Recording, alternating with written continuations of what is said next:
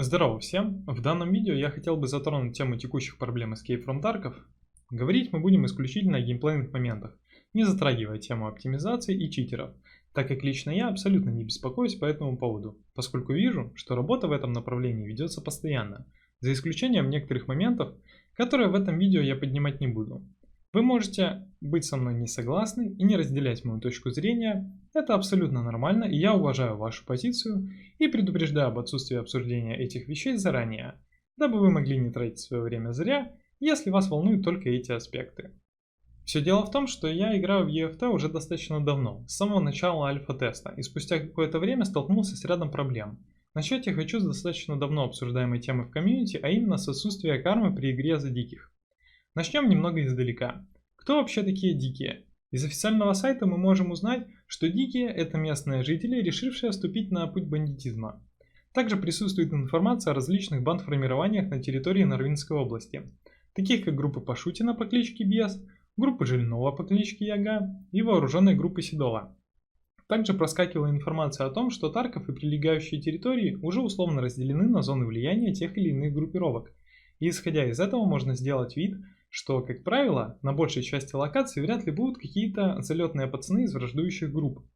Но если это и произойдет, то скорее всего они будут враждебно настроены друг к другу. Итак, что мы видим в игре? Дикие NPC не враждебно относятся к нашему персонажу при игре за дикого. Вероятно, это значит то, что мы из одной или другой невраждебной группировки. Возникает логичный вопрос. Почему мы без каких-либо последствий после рейда можем убивать других диких?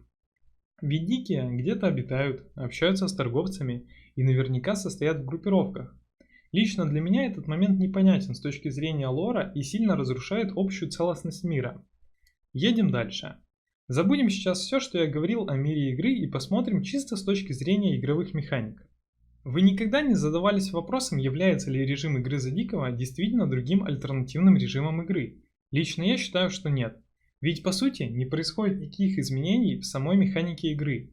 Представим, что в какой-нибудь условной КС вы в начале раунда стали не закупать оружие, а получать его случайным образом.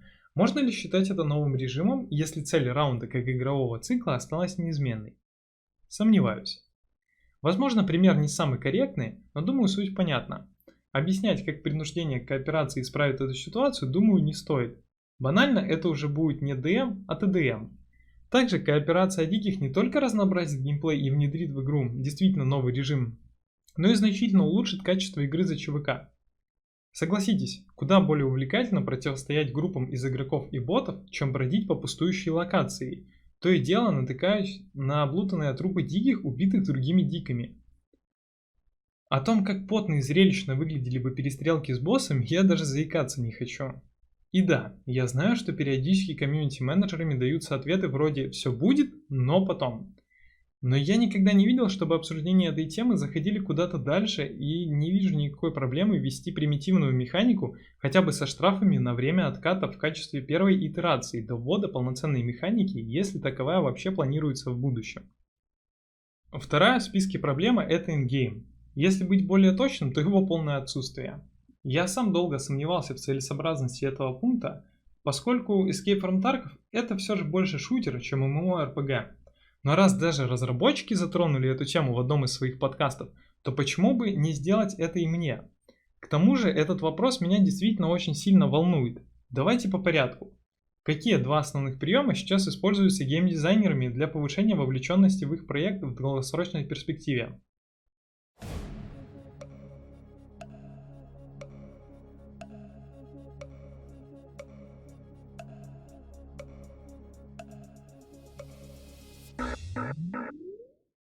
Не знаете?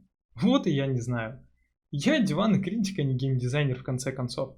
Но рискну предположить, что это прогрессия за счет внедрения в игру RPG элементов и компетитив составляющая, которая, в свою очередь, является также видом прогрессии, но уже не игрового персонажа, а самого игрока. Что из этого есть в EFT?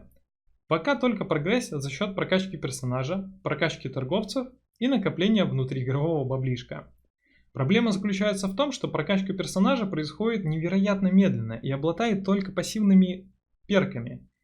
А поэтому нет четкого ощущения прогрессии и, соответственно, желания играть именно из-за прокачки навыков и достижения элитных перков.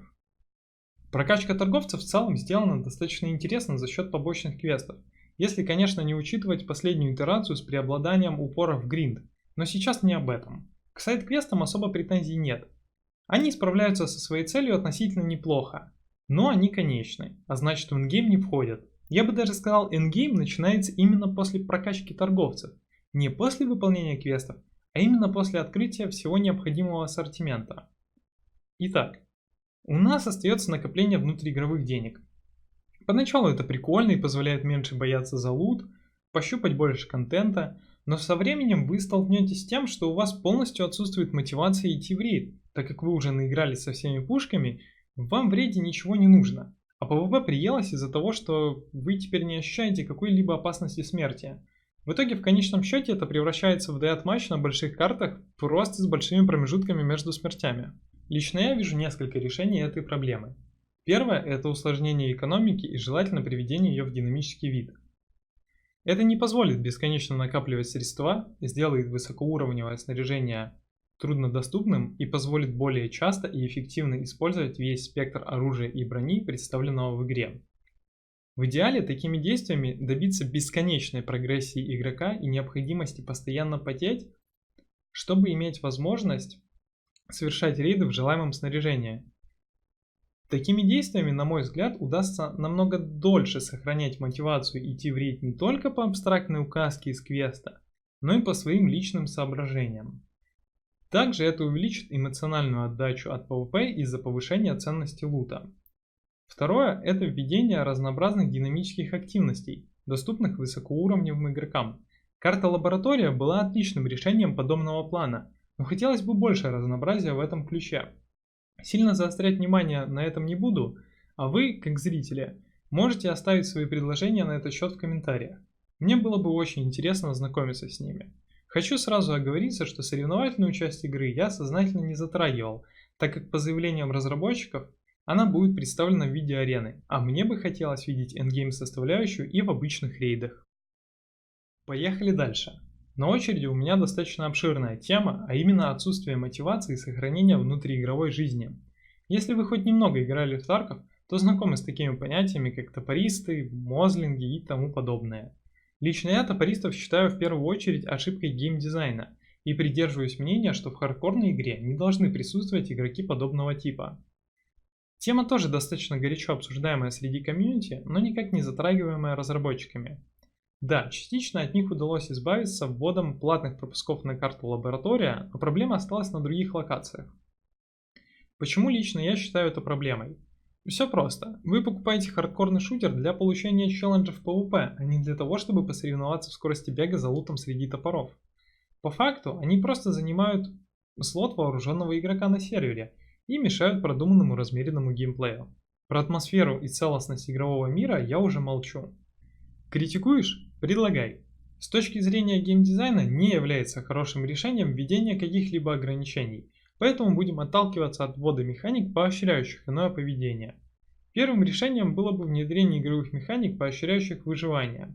Например, ускоренная прокачка скиллов, мастеринга, повышенный коэффициент опыта при длительных сериях выживаний, добавление рандомно генерируемых квестов с серьезными наградами, для взятия которых требовались бы какие-то определенные условия. Например, 10 раз подряд выжить, при этом убить не менее определенного количества ботов или людей, либо суммарно прожить не менее определенного времени за эти рейды, дабы исключить возможности абуза этих механик. Второе предложение я бы хотел внести с оглядкой на такую игру, как Rust. Там есть несколько интересных игровых аспектов, связанных с высокоуровневым лутом. А именно, там его всегда охраняют NPC. Его зачастую невозможно просто взять и забрать без каких-либо подготовительных действий, и зачастую это требует достаточно много времени. И что самое забавное, ведь там даже нет защищенного контейнера. Как это можно было бы перенести в реалии EFT? Возьмем, к примеру, ту же меченую комнату на таможне. Сейчас вам достаточно добежать туда, запихнуть в контейнер все содержимое и отключиться от сервера или умереть. Все, ваш игровой цикл на этом окончен. Что предлагаю я? Оставить ключи, но ввести дополнительно кодовые замки и охрану. Теперь вам необходимо купить некое устройство для брутфорса, добраться до точки и устранить охрану, установить и активировать устройство, дождаться взлома, пусть это будет условно от 5 до 10 минут, и уже после этого открыть дверь ранее найденным ключом и забрать содержимое. Само устройство, разумеется, будет работать автономно и не потребует постоянного присутствия. Какие плюсы у данной механики? На мой взгляд, она достаточно логично вписывается в игровой мир. Необходимость поиска ключей и механики, связанные с ними, сохраняются. Хороший лут требует подготовки, причем не единоразовой, как с ключами, а постоянной, так как устройства являются одноразовыми.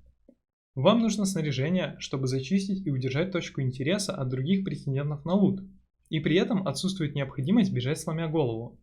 Хочу сразу уточнить, что все это не имеет какой-либо конечный вид и предложено лишь для примера, чтобы обозначить свою точку зрения и желаемый вектор развития игры.